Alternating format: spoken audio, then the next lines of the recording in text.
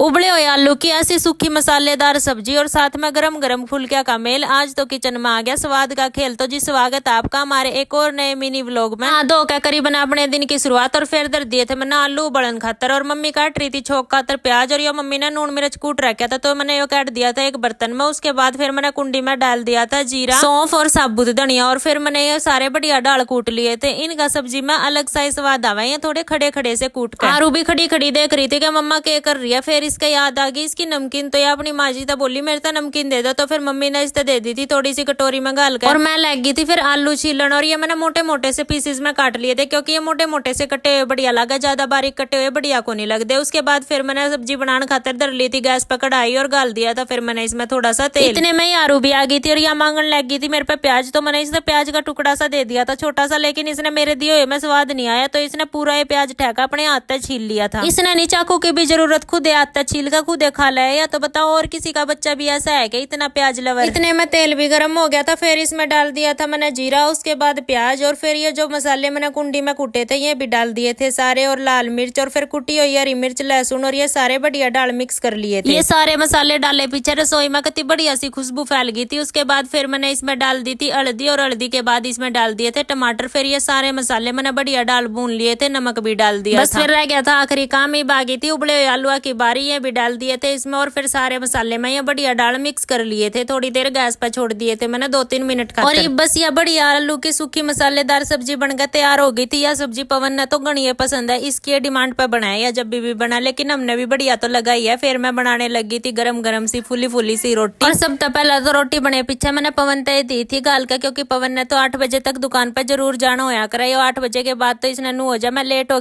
गया तो आरू और आरू का पापा दोनों मंड गए थे खान। आरू ने तो अपने पापा के लिए डेली जरूर खानी होया करे। पहले तो आरू तक खवाई थी, उसके बाद फिर खाई पवन ने तो खा के और रिएक्शन दिया था इसने तो पसंद है बेरा मैंने, इसने तो यह बढ़िया ही लगे। फिर मम्मी बोली आज तो मैंने भी जल्दी है भूख लगी। तो फिर मैंने मम्मी तभी गाल कर दे दी थी मखाले भूख तो लगी रही है और रोटी भी बनी रही है तो आप भी खा ही लो गरम गरम ही। फिर सारा काम निपटे पीछे आरू भी नहा धो का तैयार हो ली थी और मेरे तब बाय करके और फ्लाइंग किस करके या जावे थी अपनी माँ जी के लिए बाहर का एक राउंड लगान। और अगर आपने हमारे लॉन्ग व्लॉग देखने हैं तो आप यूट्यूब पर जाकर परिवन व्लॉग्स चैनल पर देख सको। तो आज के व्लॉग में बस इतना ही, मिलेंगे कल एक नए व्लॉग के साथ, तब तक के लिए बाय बाय।